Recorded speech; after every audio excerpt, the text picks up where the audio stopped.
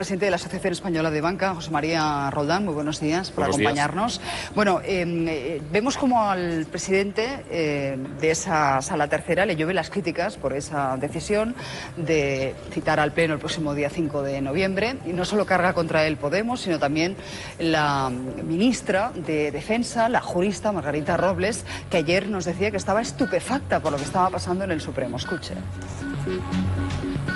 Lo que me parece insólito es que una vez que se ha dictado una resolución motivada, incluso tiene su voto particular, vemos, hablamos de discrepancias, a continuación el presidente de la sala salga a decir, a descalificar, porque de alguna manera descalifica a esos magistrados, diciendo que se va a convocar un pleno. Soy absolutamente crítica y no puedo compartir en absoluto el pronunciamiento, la decisión que ha tomado el presidente de esa sección, el señor Díez-Picazo, porque efectivamente la imagen que ha hecho con esto es que cuando hay una sentencia que de alguna manera puede afectar a los intereses de los bancos, entonces inmediatamente se convoca un pleno.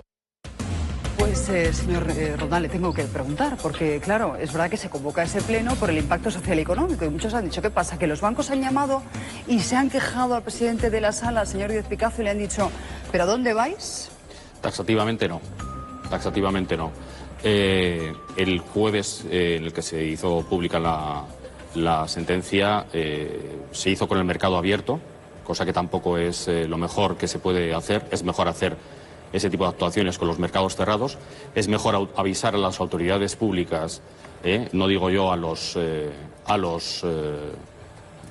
afectados únicamente, ¿no?, sino también a las autoridades públicas cuando algo puede tener una relevancia sistémica como la tuvo. Los bancos españoles perdieron 6.000 millones de euros en bolsa porque había mucha confusión. La gente en Londres no entendía qué es lo que estaba pasando y nosotros estuvimos centrados todo el jueves y parte del viernes en entender las consecuencias de esa sentencia, que no era tampoco fácil porque al ser totalmente inesperada nos obligó a un análisis muy depurado. Por tanto, taxativamente no. Entiendo que usted habrá hecho sus averiguaciones. El señor Roldán, el señor Díez-Picazo, ¿nada sabía sobre lo que iban a decidir sus magistrados?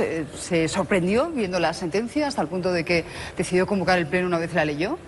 Bueno, yo creo que desconozco por completo qué es lo que ocurrió, pero es verdad que quizá el hecho de que esa sentencia saliera con los mercados abiertos, el hecho de que los bancos españoles perdían 6.000 millones de capitalización en unas pocas horas, yo creo que eso era una señal de que esa no era una decisión ordinaria, sino que tenía unos efectos, digamos, probablemente que van más allá de lo que los propios ponentes pensaban. Yo creo que es el propio mercado el que manda el mensaje de alarma sobre la relevancia de esta sentencia. Claro, paralizar el fallo judicial por el impacto económico y social lleva a que muchos piensen a pie de calle que, bueno, es una manera de proteger a la banca, que lo que se pretende es protegerles a ustedes. ¿Qué responde usted? No, esto es un tema tributario. Esto es la anulación de un precepto tributario que estaba en vigor desde hace 40 años, desde los años 80 la ley estaba en vigor y, en particular, el reglamento cuyo precepto se anula pues tiene 23 años. 23 años después, y después de muchas sentencias que declaraban la jurisprudencia en un determinado sentido,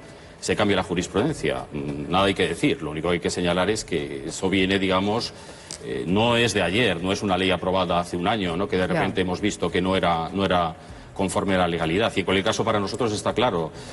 Nosotros lo que consideramos es que nosotros hemos cumplido la ley. Esto no es un tema contractual, no es un tema que los bancos hayan metido. Nosotros hemos cumplido la ley, cumplimos las sentencias y estaremos a futuro a lo que tengan que decir los tribunales. Pero los datos son esos. ¿Qué decisión esperan ustedes el próximo 5 de noviembre? Yo lo que pediría es clarificar lo más posible para que los mercados no entren a especular. Incluso declaraciones absolutamente nimias, como el hecho de que la sentencia es firme. Por supuesto, la sentencia para las partes implicadas es firme.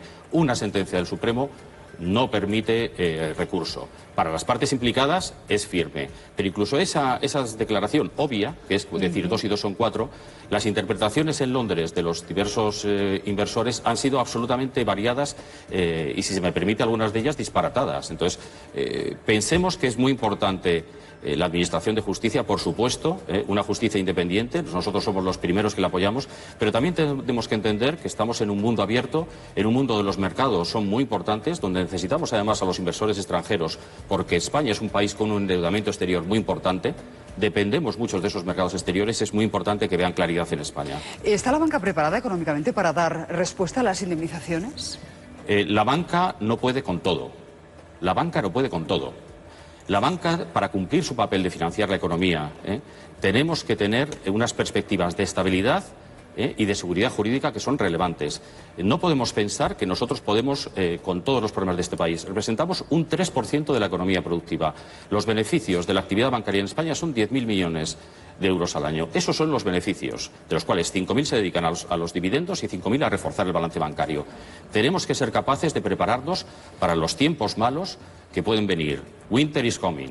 El invierno se está acercando. El invierno a nivel internacional. Y es muy importante que esa casa que hemos construido en los últimos años con medidas que nos ha costado mucho, no empecemos a romper el tejado justo cuando vienen esos tiempos más complicados a nivel internacional. Nos decía usted que están pagando ya la incertidumbre en los mercados. ¿De cuánto dinero estamos hablando? ¿Cuántas serían las pérdidas, el castigo en los mercados desde la semana pasada? En nuestra opinión, al ser un tema tributario, nuestra responsabilidad es cero.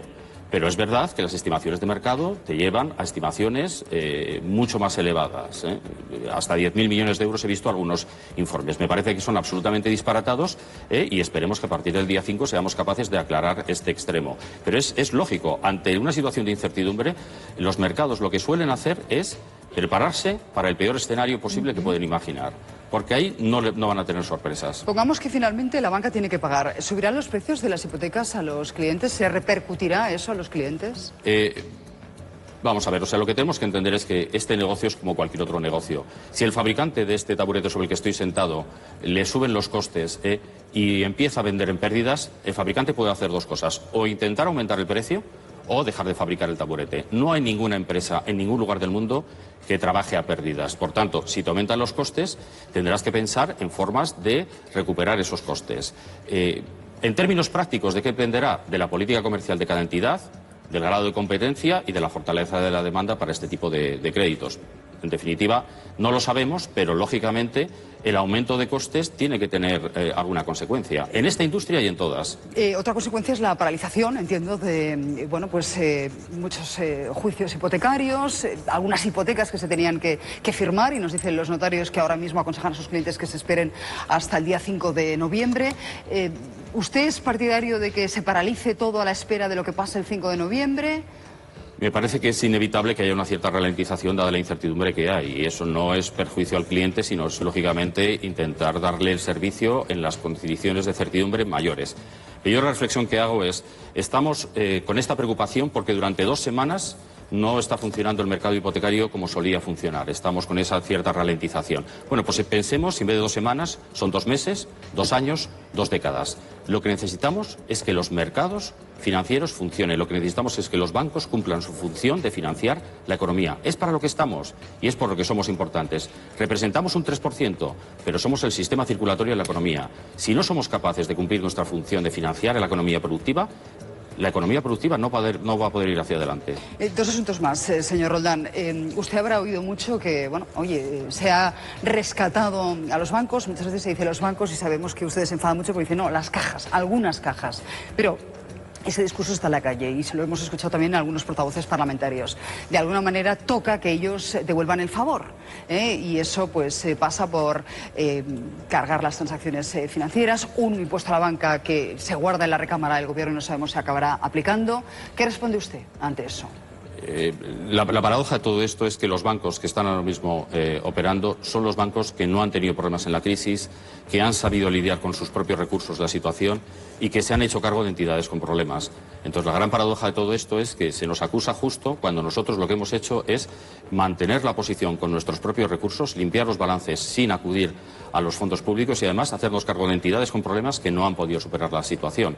Por lo tanto, desde ese punto de vista, ya no es que no sea justo, es que no es cierto, ¿no? Y en cualquier caso, insisto, al final es muy triste que si eres un banco español, cuanto menos peso tiene tu negocio en España, mejor te va en bolsa. ¿No nos debería eso hacer reflexionar sobre lo que estamos haciendo? Cuanto menos peso tienes en tu negocio en España, mejor te va en bolsa. Señor Roldán, termino ya, pero cuando dice usted "the winter is coming", el invierno se acerca, ¿qué significa? Porque nos estarán viendo muchas personas en casa y dirán, ¿eso qué significa? ¿Me van a subir las hipotecas? No. ¿Me van a dificultar la concesión de préstamos? Clarísimamente a lo que me refiero es que vamos a enfrentarnos a una situación en la economía mundial dentro de 2 años muy compleja. Todo el mundo piensa que 2018 va muy bien, que 2019 todo está prácticamente vendido, pero que 2020 es un año muy complejo. Será complejo en Estados Unidos, será complejo en muchas otras partes del mundo, en China, etcétera. Para cuando ese entorno internacional se vuelva complejo, nosotros tenemos que tener nuestra casa, como la hemos tenido en los últimos años, bien preparadas para hacer frente a esa época más complicada. Hemos hecho los deberes y estamos mucho más fuertes que en el pasado, pero no podemos desmontar el tejado en mitad de esta situación. Pues, señor Roldán, muchísimas gracias. Déjame que, para terminar, me vaya ahora a hablar con un